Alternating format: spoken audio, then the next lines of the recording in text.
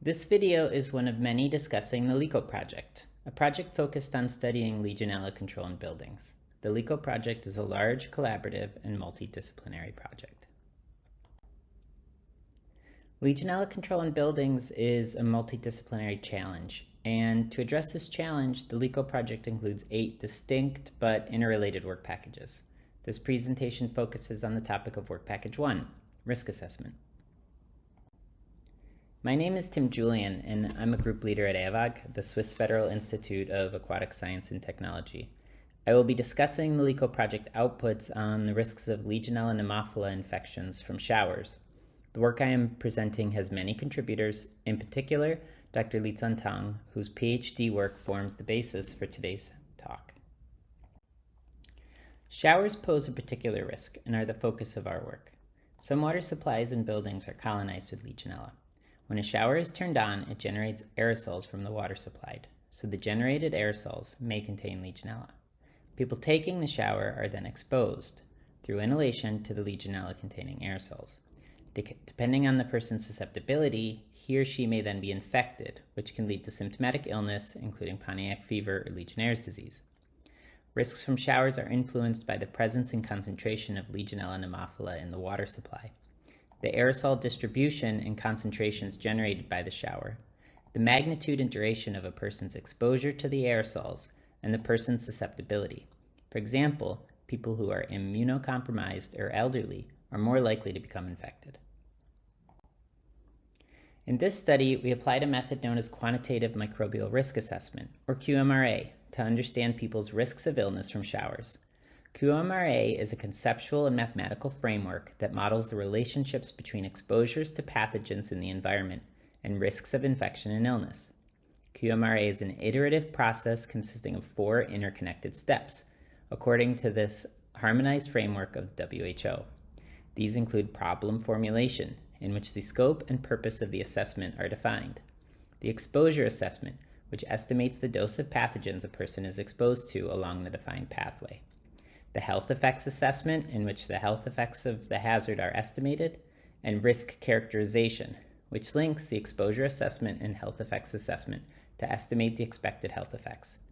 It is important to note that QMRA is an iterative process in which the results from the risk characterization can then be used to inform and refine the QMRA through feedback to the other steps.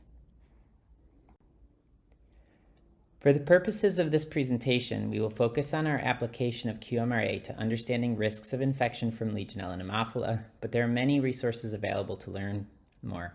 For example, I recommend the Quantitative Microbial Risk Assessment textbook from Professors Charles Haas, Charles Gerba, and Joan Rose, and the World Health Organization's Quantitative Microbial Risk Assessment Application for Water Safety Management. In this presentation, I'm going to discuss 3 specific work packages that help to inform our understanding of Legionella risks from showers: a systematic literature review of scientific publications in which QMRA was applied to understand aerosol transmission of respiratory pathogens; empirical data collection complemented with modeling to quantify aerosol generation rates; and a QMRA model applied to showers from a water supply in Switzerland with known Legionella pneumophila contamination. We first conducted a systematic review of QMRA studies on respiratory pathogens to identify exposure modeling approaches used to help inform what approach would work best for our model. This work was published in the journal Environmental Health Perspectives, shown here.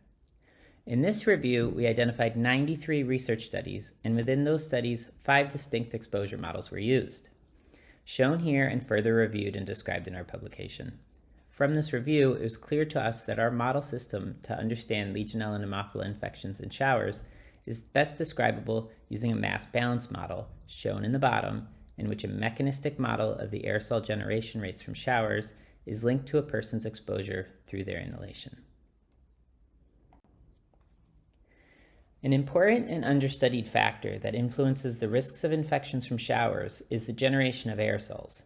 We conducted a series of empirical experiments in showers to determine the aerosol generation rates for aerosols of different size classes under various different conditions.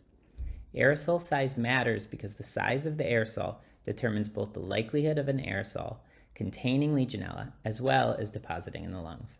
We published this work in Building an Environment, shown here. To do this, we set up an aerodynamic particle sizer in showers, and we measured aerosol generation rates over the duration of a typical shower under different experimental conditions. Specifically, we tested different shower head types under different water temperatures: cold, approximately 26 degrees Celsius, and hot, approximately 40 degrees Celsius. We also tracked concentrations of carbon dioxide over time as a tracer gas to understand room ventilation. In addition to collecting empirical data, we fit the data to models, as shown here for the conventional showerhead and cold water showers. We observed increases in aerosol generation rates throughout the shower. Once the shower was turned off, we observed decay of aerosol concentrations consistent with aerosol deposition rates complemented with ventilation. In hot water showers, shown on the right, however, we observed a rapid increase in aerosol concentrations that slowly decayed throughout the duration of the shower before reaching a steady state concentration. Once the shower was turned off, as with the cold showers, the concentrations then returned to baseline, due again to a combination of ventilation and deposition. We do not know the cause of the rapid increase observed for hot water showers, but it has been observed in other studies. We speculate that a thermal plume caused movement of the aerosols to the sampling point, which is supported by our observation of an increase in measured carbon dioxide concentrations.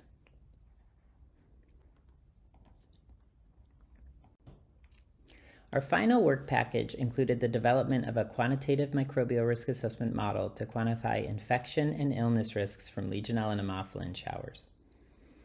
In the exposure assessment, in which we estimate dose, we modeled dose as a function of the sum total of exposures throughout the duration of the shower, based on the concentration of Legionella pneumophila in the source water. For this concentration, we used data collected from a public shower facility in Switzerland with a known history of contamination. In addition, we considered the concentration of aerosols of each size class generated throughout the shower, the proportion of bacteria that partition into the aerosols for each size class, the deposition efficiency of each aerosol of size class at the alveoli, and the breathing rate. This work is based on a manuscript that's currently in preparation. A notable aspect of our study is that we also accounted for dynamic Legionella concentrations in water supplies.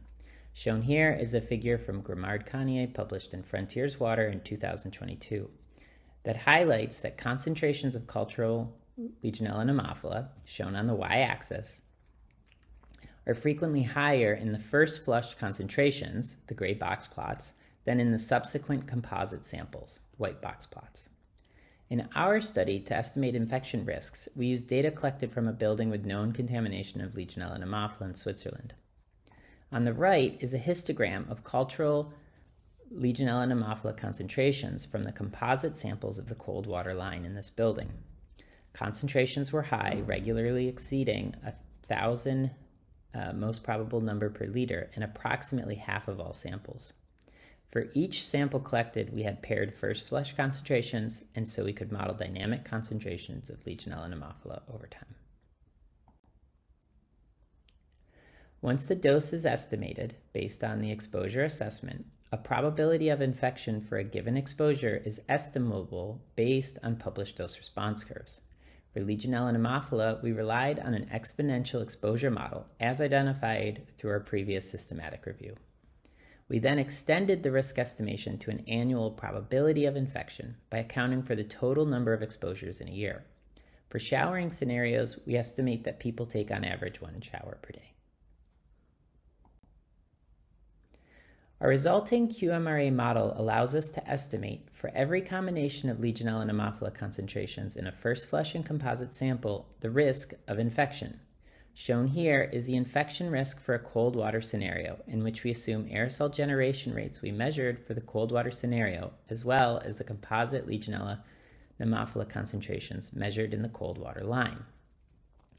The red line represents the concentrations at which the risk of infection is 10 to the minus 4 infections per person per year, a commonly used benchmark in QMRA, which represents that 1 person out of every 10,000 is infected per year. The points represent the samples collected from the building in Switzerland, showing many of the showers are contaminated at unacceptably high levels. On the right is the same graphic for hot water shower scenarios. Here, the risk benchmark is lower, due primarily to the higher estimated exposure to aerosols for hot water conditions we observed in our previous study. As a consequence, a substantially higher proportion of samples are contaminated at unacceptably high levels. Here, it is also important to note the concentrations for Legionella pneumophila in showers in this graphic are much higher than we would expect to see at an average private household or facility in Switzerland. Indeed, as you'll see in other outputs from the LeCo project, many of the households we tested in Switzerland did not have detectable Legionella pneumophila. Our QMRA model also provides an opportunity to investigate the factors that influence infection risks. Shown here is a graphic that plots the impact of multiple different model parameters on the annual risk of infection. By decreasing or increasing the value of one of the parameters, we can influence our risks of infection. For example, we observe that reducing the pathogen concentration in water, shown in purple, by 80% from the baseline, we reduce our risk of infection below the 10 to the minus 4 benchmark. Similarly, increasing the shower stall volume, which dilutes the aerosol concentrations, can also reduce our risks. From our model, we generally see that controlling Legionella pneumophila concentrations in water supplies, both the initial concentration and steady-state concentration, is important. Similarly, reducing aerosol generation rates can help to reduce risks. In this graphic, we observe that ventilation, which also reduces aerosol exposures, has limited impact. This reflects that ventilation in the baseline scenario is likely already sufficient. If areas with little to no ventilation, substantial increases to remove aerosols can be important considerations.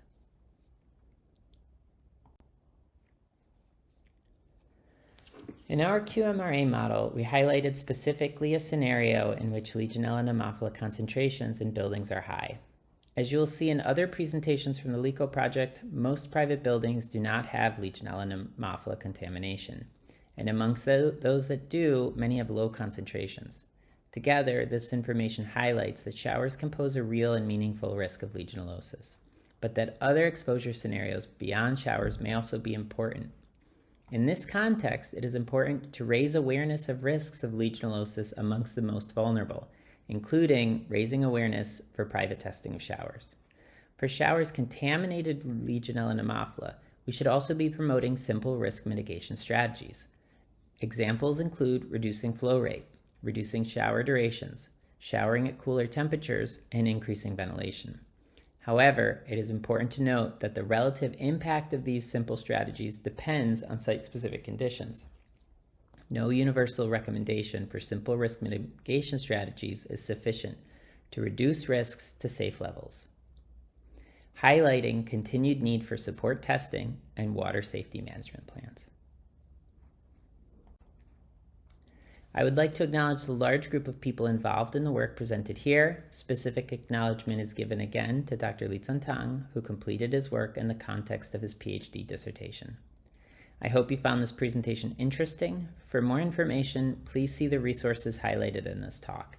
If you have specific questions or comments, feel free to contact me directly at the email address here, or visit the main page and post your question using the questions and answers link. Also, if you'd like to learn more about the LeCo project, please be sure to check out the other videos.